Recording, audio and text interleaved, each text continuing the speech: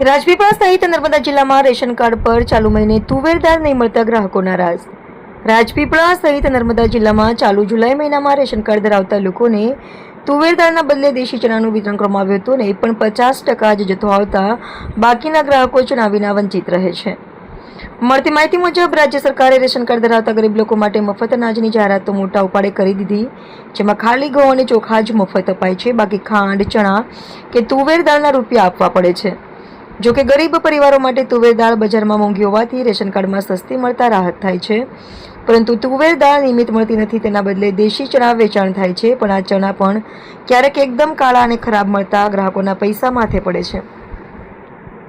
જો કે તુવેર દાળ નહીં આપી તેના બદલે ચણાનું વિતરણ થયું, પરંતુ તેમાં પણ 50% ચણાનો જથ્થો મળતા પહેલાના ધોરણે દુકાનદારોને વેચાણ કરવું પડ્યું, પરંતુ પાછળથી આવેલા ગ્રાહકોને ચણા વિના બાકી રહી જતા ગ્રાહકો સાથે દુકાનદારોને તકરાર થાય છે।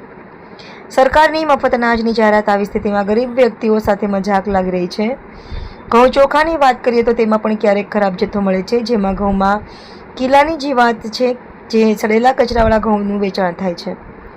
ચોખામાં પણ ઘણીવાર જીવાત અને કચરો નીકળતા ગ્રાહકોએ નચુટકી અનાજ ખરીદવું પડે છે। પુરવઠાનું અનાજ લેબ ટેસ્ટિંગ થઈને આવે છે, તો આવું ખરાબ અનાજ લેબમાં પાસ કેવી રીતે થાય છે? શું ટેસ્ટિંગના નામે ખાલી નાટક થાય છે? સાથે સાથે અનાજમાં ઘટાડતા દુકાનદારોને ખોટ જાય છે। તો સરકાર આ બાબતને ગંભીરતાથી લઈને દુકાનદાર કે કાર્ડ ધારકોના હિતમાં કામગીરી કરે તેવી માંગ